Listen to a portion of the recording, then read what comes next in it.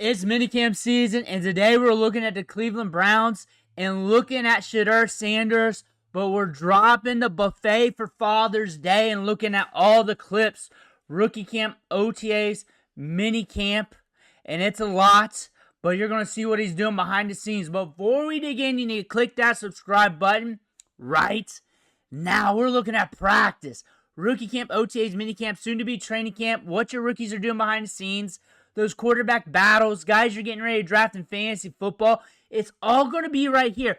Click that button. Stop missing out. We're doing about 4 or 5 videos a day, and we're rounding up minicamp right now, but training camp soon. But Shedeur Sanders, I wasn't lying. I had them all. I might even have more than this, but we got about an hour here.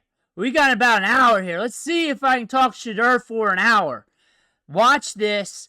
Watch as long as you can. To help me out, help Shedeur. Here we go. I don't know how it helps him, but I'm going to give you all the information I got in this head from the last month and a half of watching all the clips, gathering the clips. There's his feet. This is from the beginning. We're going from the beginning to the end. There's Deion Gabriel right there. Watch his feet. Watch how smooth they are. I'm going to give you the takes. I'm going to give you the opposite of my takes. I'm going to give you everything that's went through my head. I've been thinking about alternative takes. Just everything I could think of. Because we got 50 minutes.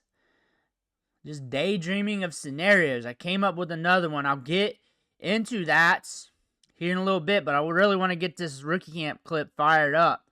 It's looking good. And coming into rookie camp, like I've been saying, first day, first video, that we need to stack days. Like, this is the Browns. You got that front office. We know what the Browns are. And we know we got veterans in front of us. Mainly Joe Flacco. I'm not a Kenny Pickett fan. I'm sure we'll get into that. We need to stack days and keep stacking days. And we've went wire to wire. First day of rookie camp to last day of mini camp. Every day has been stacked. Every day has been looking good. I told you guys I was going to drop Shedeur Sanders, the movie, with all the clips. And I knew it was more than likely going to be today, and I told you that. And here we are. There's Deion Gabriel right there. Deion Gabriel drafted ahead of him. But Deion Gabriel, I look at him as a completely different asset compared to Shedeur Sanders. And the draft slot of Gabriel kind of lends to that. Gabriel's more of a high-end developmental backup. High-end. Like, he's a guy that's going to develop behind the scenes. He's going to hold value for his team, maybe some other teams throughout his career. And when he gets his opportunity to start, he's going to do more than keep things afloat. He's going to look good. Maybe even win some games. Stick around the NFL. Shedeur, upside starter for sure. Upside for days. Out of all the quarterbacks here, if you want to talk about sheer upside, it's him. Like, out of all the quarterbacks here, like, really think about it. Think about how things, like, with Flacco, you're hoping they take care of the ball. You hope that you get lucky in some games, and you hold on tight throughout the season, you get by. Honestly, and maybe you can backdoor your way into the playoffs. Shedeur, when you're looking at the draft profile, also what many others have said throughout the offseason, throughout his career, and now you're looking at him with the Browns, you're looking at what's there, and there's a rookie ramp-up. I say that with every single rookie. I give all rookies grace to develop. So I give them their grace period, usually at least that rookie season. So I'll give him grace. So say he gets his opportunity, ain't that great, I'm still giving him grace. I'm still allowing him to develop. I ain't going to be out. But, and that's the same with all rookies. That's the same. Maybe not Kenny Pickett. I never gave him a grace period because I knew it wasn't going to work out. But with Shedeur, the upside is, like, we hit quick. We develop quick to our strengths, to our upside. We gel well. And we exceed expectations, and the Browns exceed expectations. That is what we could be seeing here. There's potential for that. And Shedeur has been looking good. He's been looking poised. This week in minicamp, he's been getting some opportunity with the twos. Flacco had a little bit less work on day 2, which allowed the young guys to get a little bit more work. But Shedeur's been looking solid. You'll see that in these clips. Deion Sanders, Quinshon Judkins. Like, 2 of the best running backs in college football. 2 of the better running backs in college football last year. And you both got them at discounts. Quinshon's a first-round caliber running back in an age where there's rarely first-round caliber running backs. Quinshon Judkins is. Now, here's the sell on that. We go to Ole Miss. We have a gatekeeper running back there. We have Zach Evans. He's a good prospect. He was a former 5-star. There's another ball there. That's Gabriel. I have some clips where the other quarterbacks are mixed in. Here's him. But Zach Evans, like a draft prospect throughout his collegiate career, people were paying attention to. Quinshon Judkins says that and sees him day 1 and says, hey, sit down. This is my job. Blows up as a freshman. Comes in second year. Blows up again. Solid in the SEC. And the resume's done. He's ready to go to the NFL, but we got to do another year. We go to Ohio State to win that natty, share the backfield. We got more tread on tires coming in. Not only that, we're accustomed to sharing the backfield. Now we're going to be sharing it with Deion Sanders. Deion Sanders, killing it in SEC last year, ran to 100 time in the 10s in high school, was hurt throughout the draft process after getting hurt in a Ohio State game. Tennessee would have had a better chance, would at least made the game look better if Samson was in there. Also, being hurt throughout the draft process, coming back from that injury, he did run, but it was a slower time than what you would considering the tape, considering prior 100-meter times, but those were years and years and years ago, so those change. But you can know that injury was there at play. Watch Shedeur's feet there. Like we said earlier, he's smooth. He's smooth. Smooth as butter. So this is a running back that is better than round 4 draft capital for sure. Falls to their lap, and people are like wondering why they draft 2 running backs. If he was in last year's class, he's fighting with being the first running back off the board easy. Easy. He got drafted in the 4th round in a studly running back class. Studly. Now, Shedeur Sanders gets to play with 2 of the best running backs in college football, 2 of the best among them, but still. And this backfield has improved. Deontay Johnson's been looking good in camp. From what we've seen, limited snippets of him.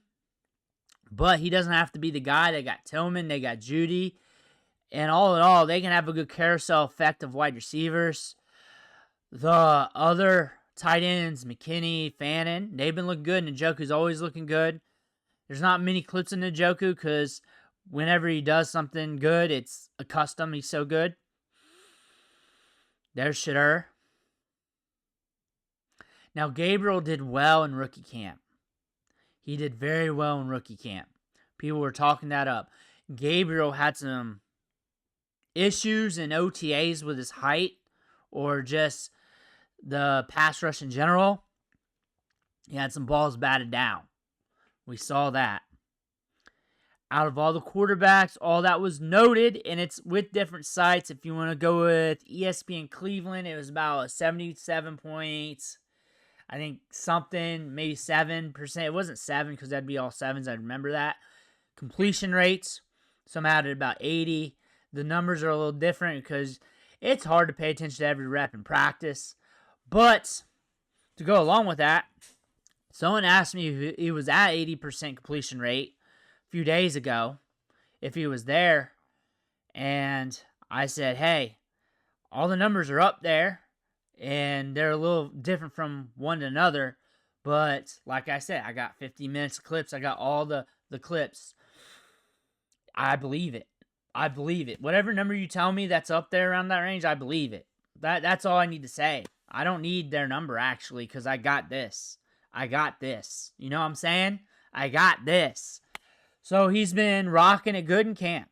And people are asking for the negative clips. When you got a completion rate that high, and limited interceptions, not many. And a lot of them are just like balls just batting off the wide receiver, which they're in here somewhere. Fannon's been looking good. Fannon, big-time prospect from Bowling Green, and he looked good in Senior Bowl. He looked good, and he's going to be a riser. He's going to fit in well. And McKitty's looking good. They can go 2 tight end sets. Right there, that wide receiver there. From what I'm reading through the tea leaves, that could be a riser, an impact player later on down the road. Maybe not enough for fantasy, but a player to pay attention to that could be getting reps and route participation rate later on down the road.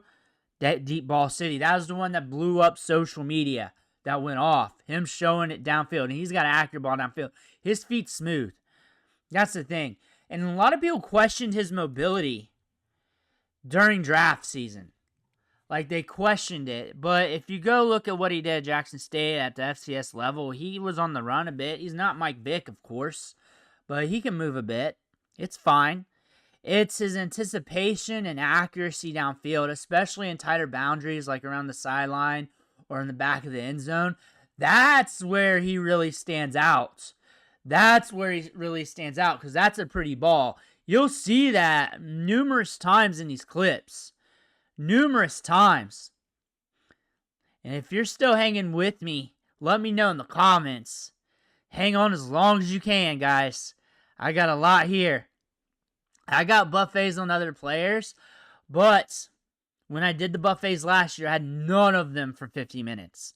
None of them. This is my longest rookie buffet.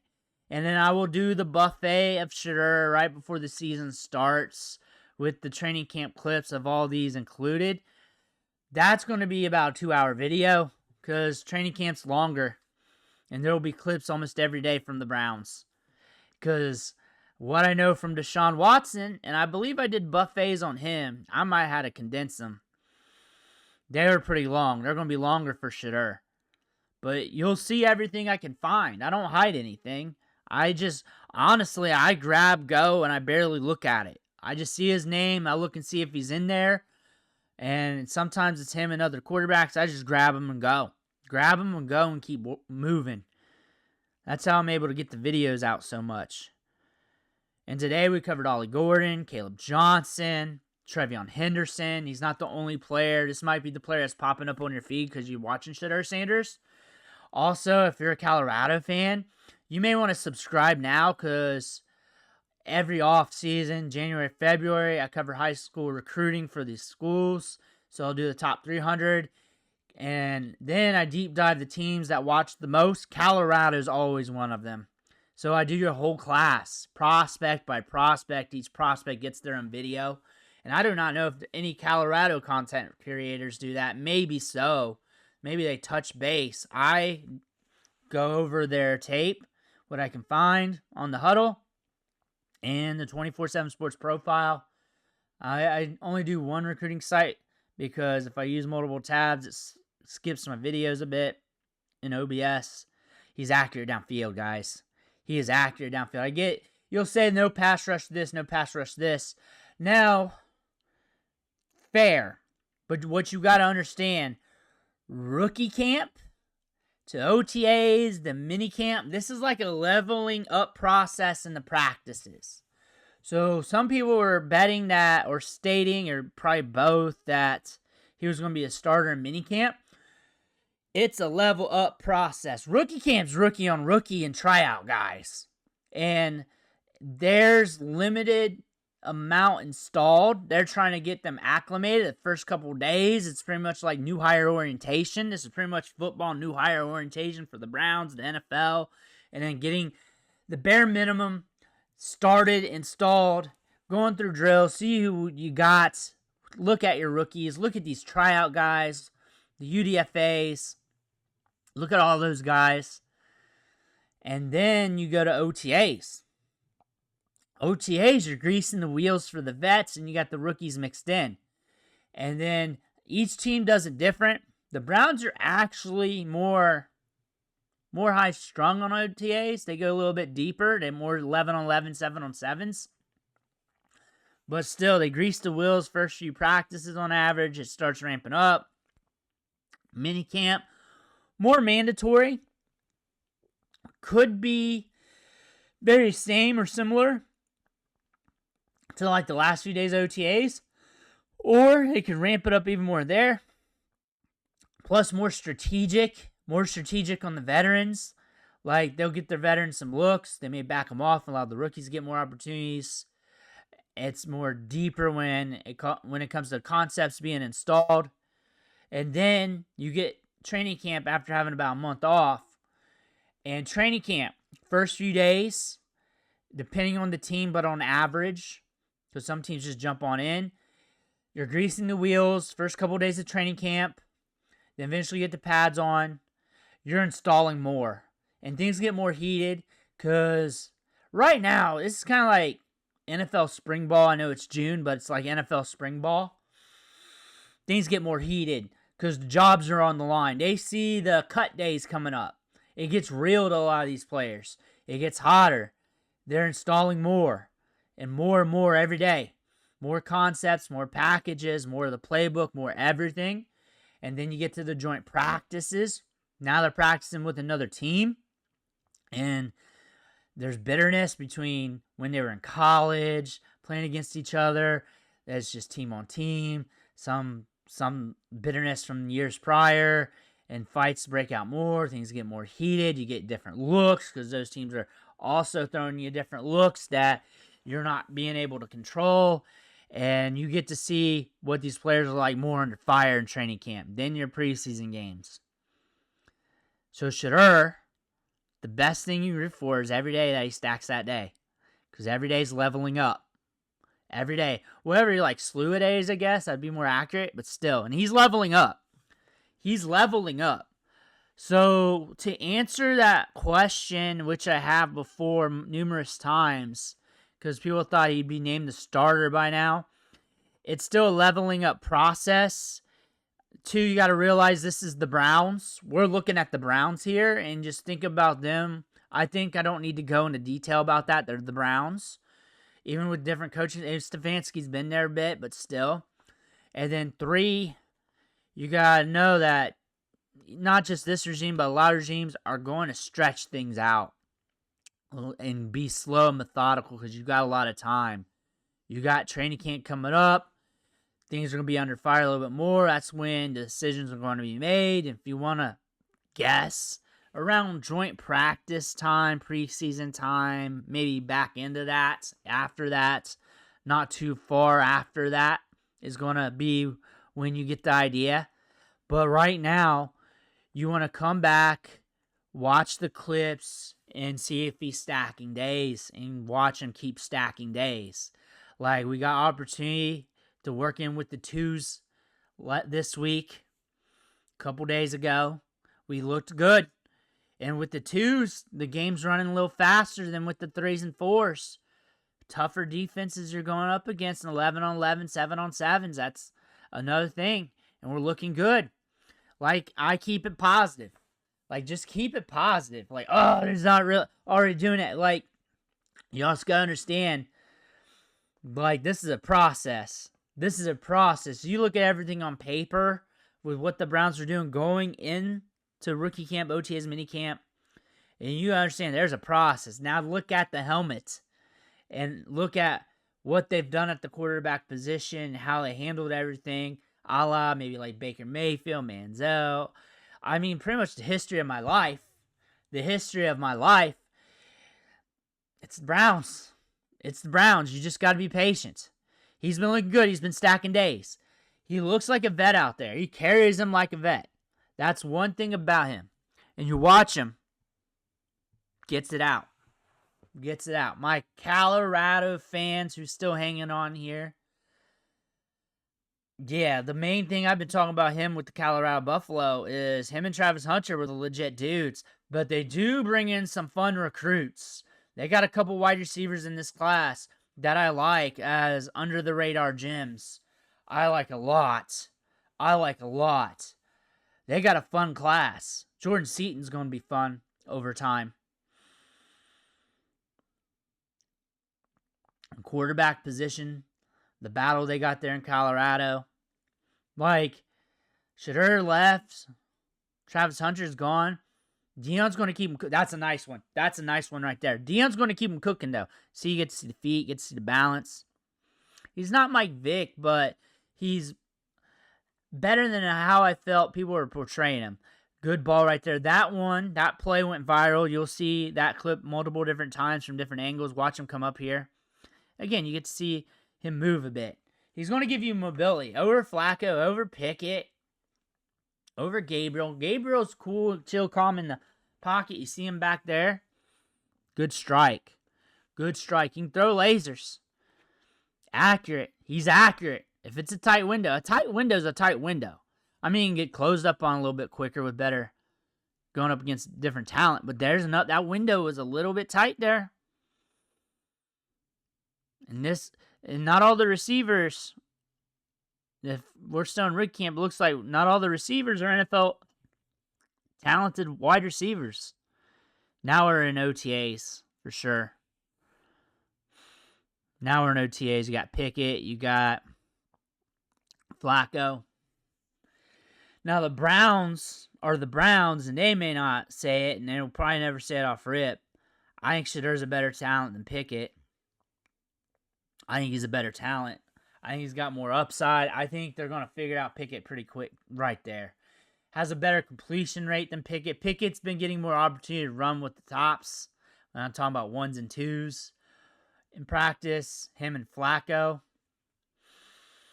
Shedeur, I have him better. I did the video yesterday, and I've been saying this. I've been saying this about Pickett for a long time. He wasn't my favorite quarterback in that class. I remember it was Matt Corral, and that didn't hit well, but also it wasn't a good quarterback class, so you weren't really expecting anybody to really hit. But he was my favorite. He was hurt. He got hurt in a bowl game, so that impacted his draft stock immensely. Matt Corral. And then on top of that, Malik Willis. I thought he had more upside than Pickett, honestly. I thought so. I think Pickett's like a Will Levis-esque talent where, like, you throw him out there as a starter. You're going to hope you stay afloat some games, but you know it ain't it. I think Shedeur's got a ton more upside. Prettier ball, more accurate downfield, more poise. Looks more like an NFL starter than him. And, like, Pickett's been in the league, you kind of feel relaxed with that because he's been in the league, and you're hoping he turns things around. But honestly, he shouldn't have been drafted in the first round to begin with.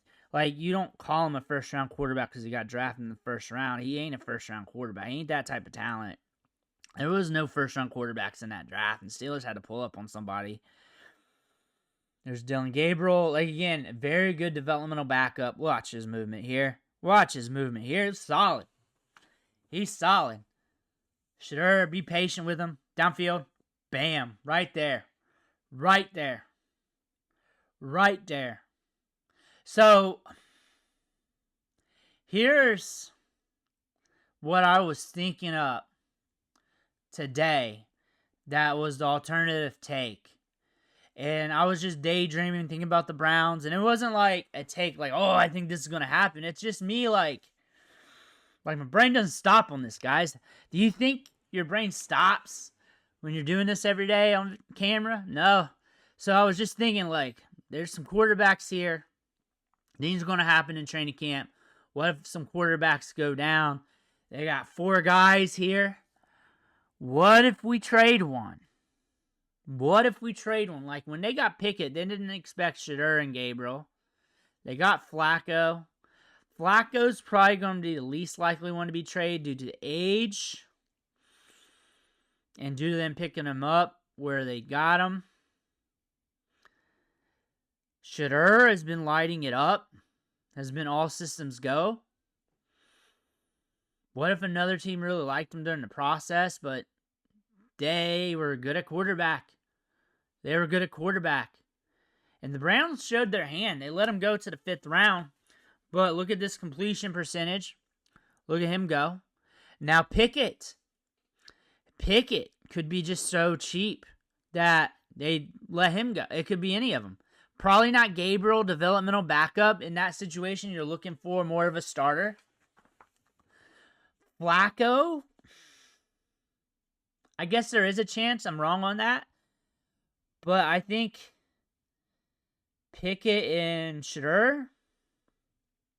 Like Pickett, you just get him out because you're like, I'm either going to go Flacco or Shedeur. If you're thinking like a Browns coach, from what you're seeing so far, I don't know. That's a scenario. That's got to happen first for it even to become an idea. But thinking about the Browns, so I don't like Kenny Pickett. He's getting it over the middle there. McKitty, like I've been saying, McKitty's been looking solid. Pay attention to him. Not expecting big-time fantasy football numbers, but I'm expecting him to have like some kind of role or keep climbing, but watch him in training camp. And Njoku's there. The Chief is there.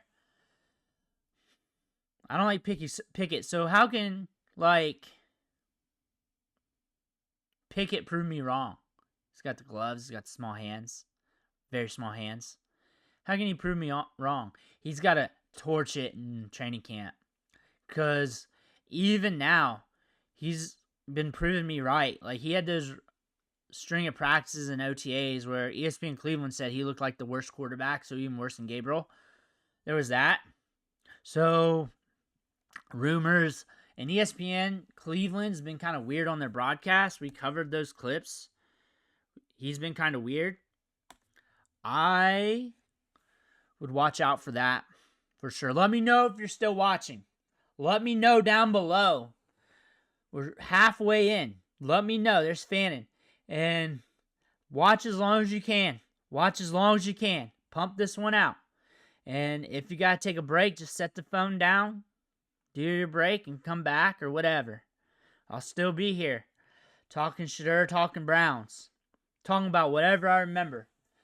What else? Shedeur, when it comes to him and how they've been pushing him a little bit lighter than Kenny Pickett per beat writers when it comes to installing of the offense. However, you kind of would guess that they're trying to see what they got in their vet. So I'm not really worried about that. And Shedeur, with the cards that have been dealt with him, he's been money. He's just been money. And Pickett, with the cards that has been dealt to him, has not been 100% money. So that's the thing about that. And then you're looking at Gabriel, has not been 100% money. Joe Flacco, not 100% accurate, but no real reports of him being bad either. But, like I've been saying, Flacco has a history of having a string of practices where he can run bad, throwing pick after pick after pick. He just has that history. And that history could come up again, especially considering this year's schedule is kind of rough, especially starting the season. That could impact him. That could impact him immensely. Father's Day buffet of Shedeur Sanders, back corner. Like I said, that's his pretty ball. It's short, intermediate, drill, I don't care. In season, Colorado, Browns, that back corner along the sideline, just those tough balls. Those tough one, contested, limited space, anticipation. Anticipation solid. Trying to keep that by the sideline there. Just Pickett and him. Should be going over the middle here. There, other side. There we go. Getting his throws in. Here we are again. Back corner. Just a toss-up. But that's where he excels. That's where he stands out over a lot of other players. Back corner along the sideline. There's McKitty. Swishinger's there. Spreading it out. There's another one. Jump ball city. There's where he excels.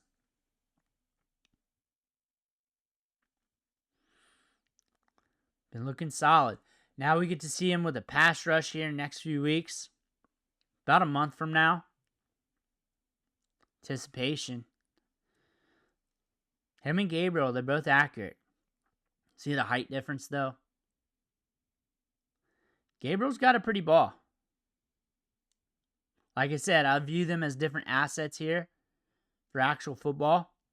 Like, I view them differently. Like, I do not view them the same. But I also view them good for what they are. I also don't view Shedeur as a 5th-round pick. Talent-wise, I view him as a first-rounder. I view him as that. There he goes. Downfield. Let me know if you're still here. Here's Fannin. Fannon's solid. One of my favorite tight end prospects in this year's draft. Right there. Like I said, that's where things get pretty. That's where it all gets pretty. Another pretty ball. I remember that clip from a bit ago. Here's another one. Stepping back. So, guessing the quarterback battle. There's two things that's going to happen in my mind. This would be my guess. And one's kind of they're both kind of obvious. But doesn't mean they both can't be wrong. Flacco wins it because he's stacking days. He looks good in training camp. And really, that's all they need him to do for them to feel good about him going into the season. And then Shedeur wins it because he keeps stacking days. Flacco has a bad run of days. Pickett keeps doing what he's doing.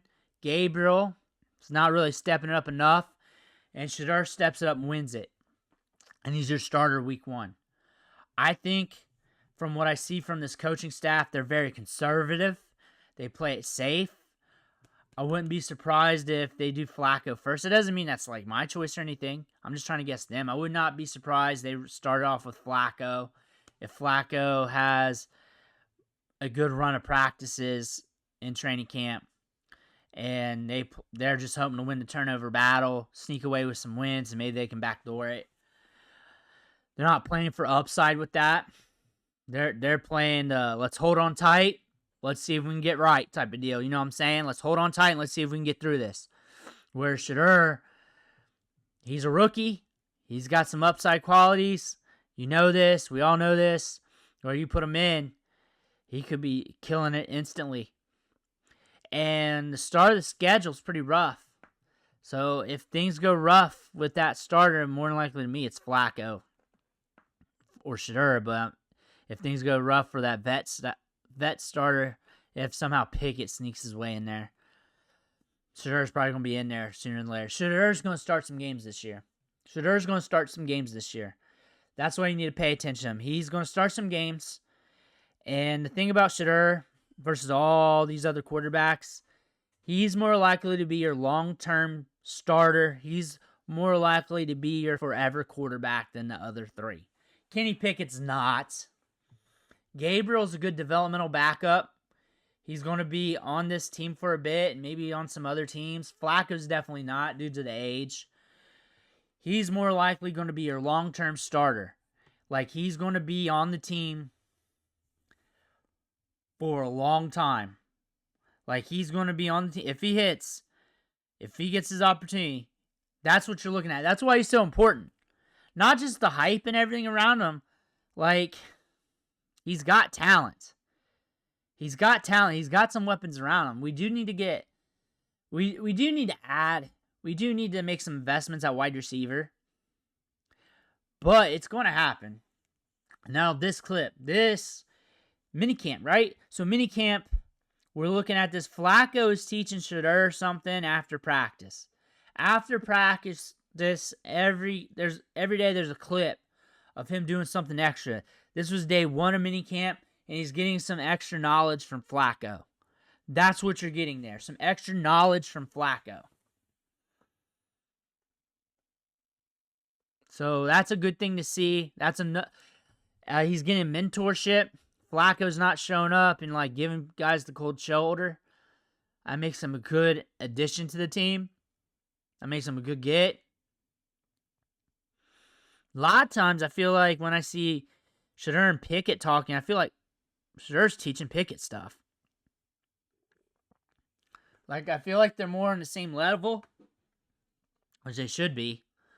But instead of like older player, younger player, and that's a testament to him carrying himself like a vet, but a testament to Pickett not being confident in what he's done and what he's did and his abilities too. Because Shedeur's more confident than he is, because he's new in the system. He's new in the league. He's a better talent. Like I've already said that, and I've Pickett as a lesser talent. But still, if you know what I'm getting at, like that's a testament. Like, hey, you're the vet. You're the guy coming in. You're the guy that got traded for. In your eyes, that's just, you're not a scout. You're a quarterback. You're looking at, hey, that's 5th round pick, 5th round rookie talking to you, and you guys are kind of like equals. That's another win that for Shedeur. And yeah, that just came across my head. I might have communicated that out poorly. There's him showing off the bags. But he looks more in tune to being a starter, more on how he carries himself than Pickett does. You're looking at Dylan Gabriel. Like I said, that's a solid backup quarterback. He's going to be a solid backup quarterback for this team for a long time. He's going to be solid. Pickett, good throw there. There's Shedeur. Getting it out. He's always going to have a nice ball. Looking at all the quarterbacks here. This is from day one. Day one, the beat writers were pretty much not labeling clips of each quarterback. Those kind of came out a little later in the practice. They were just calling it Browns quarterbacks this, Browns quarterbacks that, and they were all mixed in. Another nice one. Shedeur had a good minicamp. Stacked days. And not only just stacked days, like I said, these practices level up. He got opportunity with the twos. Opportunity with the twos a lot faster than opportunities with 3s and 4s. And he excelled and looked well. He did. I'm not really surprised about it. I expected him to. I expect him to look good with the 1s. I look for him to give this team more opportunity, and also long term. Long term. Like, he is the upside starter, like I said. When I mean upside, like years. Not just this year. This year I give him grace because he's a rookie. I give him great. Like, I'm not going to be out. He's got all the essentials to make it. He's got all that. And he does not look like a 5th round pick. And I know it's not. We covered him as so. But the litmus test of these practices is proving what I thought. Over the middle there. Back of the end zone. Here's Flacco. There he is. Now, half the stuff I say you may not agree with, and half the stuff I'm talking hypothetical too. So what I'll do is I'll just bring up ideas and be like, hey, I thought of this. And where you guys are used to is the shows on ESPN where they have takes and they try to make you believe it, or they act like they believe it, and they say it as concrete, where I just keep bringing up thoughts. And I have a few things that are concrete and stuff. A lot of it's really thought out. But I just study, look, and think.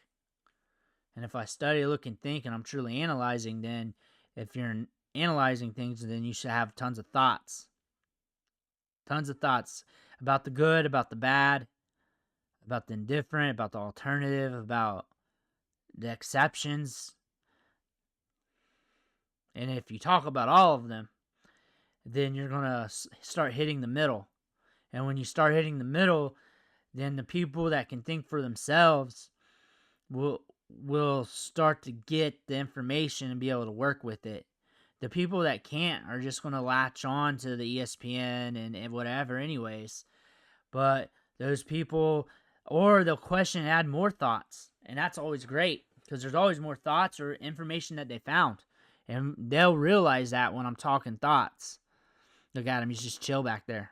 He's just chill back there. What would it look like if he didn't make it? Like, if he did not step up this year, how would that look like? That would look like if we had a run of bad practices in training camp. Once the pads get on, pass rush. And he has a couple bad days. If joint practices look bad, that's where things are going to get heated up. We have to keep stacking days. If we stop stacking days and it's starting to become every other day or once every 3 or 4 days, we start having bad practices. And that could happen to anybody. It's the Browns and it's Shedeur Sanders. I'm not going to go any deeper than that because I'm not really a wordsmith. And you know, we got to keep stacking days. Let me know in the chat if you're still with me. What time are you at? Let me know. About 50 minutes in, here we are, talking Shedeur Sanders, talking ball. Possibly one of the longest videos I've done on this channel. All in one shot. A lot of my longer ones are just other videos like spliced together.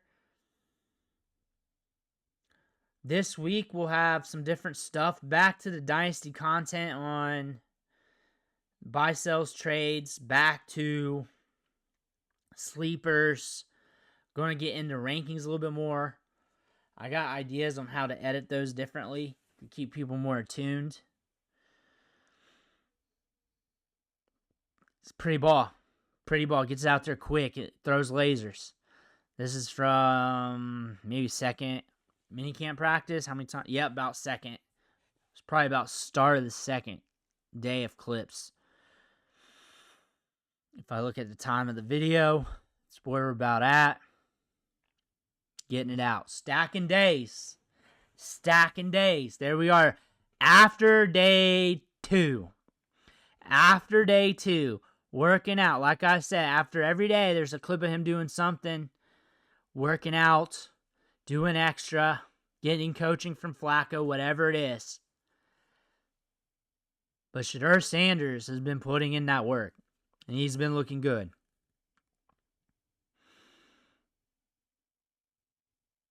Looking solid. Just moving on the run, getting your throws in. Gassing yourself up a little bit. Gassing yourself up a little bit. Now, some of you guys may say, hey, he's jogging there. Why is he so gassed? He went through a whole practice. You don't know how long he's been doing it. You don't know what he did prior to that. It is what it is. You don't know what they did prior to that. It's like watching boxing clips of guys training and their shirt's covered in sweat. There's a puddle on the ground and you're watching them hit the bag and it looks slow and you're like trying to comment on that, but you don't know the context of the full clip.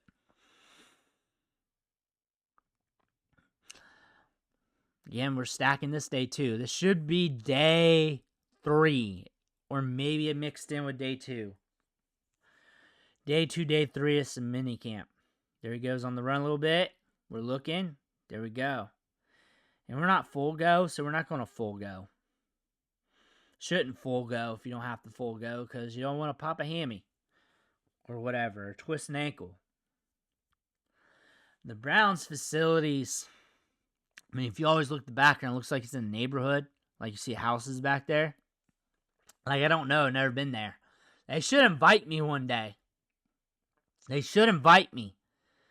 Like, I think some of you guys watch me as your beat writer when it comes to these quarterbacks. And I've been doing this for a few years. They always got the clips. They should invite me. Now, a lot of the beat writers don't like me because I'll do the clips and they're very protective of that. But the Browns should invite me. Like, I should get an email or something. Like, they should have me up. At least, like, allow me to have access. Like, honestly. Like, honest opinions. I'm just a fan here, just gathering whatever I can. And honestly, I don't trust media. I don't trust news anchors. I don't listen to news. I don't know the news. It's more sports. It's all this. Like, when you do this every day and you have multiple videos, you don't have time for that. And you want to keep things positive so you can keep your business going. That being said, when it comes to beat writers, ESPN, I search advanced analytics. I love the spreadsheets. I watch the tape. I grind it. I'll grind it on tape. I have tape of me grinding tape. I have tape of me grinding highlights. Like, there's nothing hid. Boom, gets it out. Projections. I like to project workload and not stats. And the stats can lead to, and the workload can lead to your stats in a range for fantasy football. And the reason why is because, Like, it's easier to project where the random events and occurrences per game impact that. But if I see a matchup and I look at the over-unders, you can dial it in to a wide receiver's targets within like a few.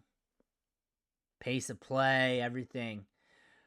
Where if you're just going for the points, everything might be there, but that target might be overthrown. Ball might get dropped. One less target than what you projected, but you're still close. You predict the workload, you're going to be closer. You're going to be closer, and you'll have a better idea of the probabilities. Instead of zeroing in on the exact probabilities, you can look at it in a range, and that's the best way to look at the range. You're never going to be 100% right or wrong anyways, trying to be 100% right or wrong, so might as well be in the range. And people don't like that because it's always 100% wrong or 100% right, but if you think for yourself and you can use the ranges of the numbers and you know how to gamble and strategize with it, it's going to help you so much. Betting, fantasy, gets it out. Pretty ball. Like, again, this is a guy. Pretty ball, gets it out. Accurate. One of the most accurate quarterbacks in college football, man. One of the most. There he is downfield. Doesn't matter if it's contested or not. We are getting it. Getting it out. Getting it out there. Here's another one. Getting it out there. Looking solid. We're looking solid. Stacking days. Shedeur Sanders, the movie. I can't wait till August. It's going to be middle of August, I believe. And we're going to drop Shedeur Sanders, the movie, and it's going to be 2 hours of me going through all the clips. And it'll be around now, and it's going to be halfway through it. Let me know if you're still here. Let me know if you're still here. Because we're on day 3. There's me kitty again.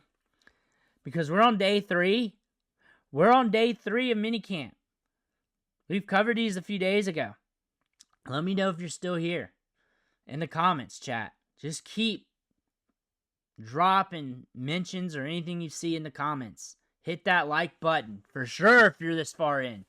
For sure. And if you're not subscribed, I just kept you entertained for almost an hour. There we are. There we are. Shedeur Sanders rocking it. Pretty much you're watching all of Shedeur Sanders with the Browns. Not many misses. Not many misses. Not many misses at all. There we go. And like I said earlier, someone asked if he completed 80% of his passes. ESPN Cleveland has him at like 77. And I said I saw numbers all over the place. They're all high like that. And my best reaction to that is I believe it in that range. And this is why. This is why we're cooking. We're cooking. We're looking good. This is why I believe it. Yeah, we're completing around 80%. I don't believe anybody exactly on the numbers. Not even ESPN Cleveland. It could be off a target or two. It could be. Math-wise, that makes sense. With all these days and everything intermingled. Could be off a few that's why you're seeing so many different numbers everywhere. But, again, I look in ranges. And the ranges are all close, and they're all up there. So 80% range. Cool with me. I don't need it to be 77.9 or 78.8 or 81.2. I don't care. I'm in that range, and that's solid. Getting it. Bam. Like, you can believe what you want on the exacts. I don't really care about the exacts. I got this. This is my exact. This is it. This is what I got. This is it. I'm showing it too. This is what I got. Why would I worry about the exact numbers? I got them all. I went through the work, collected all of them, and I shared them with you. I don't need their number, and I have a good idea of the broad range of outcomes of what happened there. There can't be many more pass attempts at Browns practices that I did not see. There can't be that many more. I got an hour straight of footage here of Shedeur Sanders throwing the rock for the Browns. It's just it. It is. Boom, getting it out. Getting it out. There we go.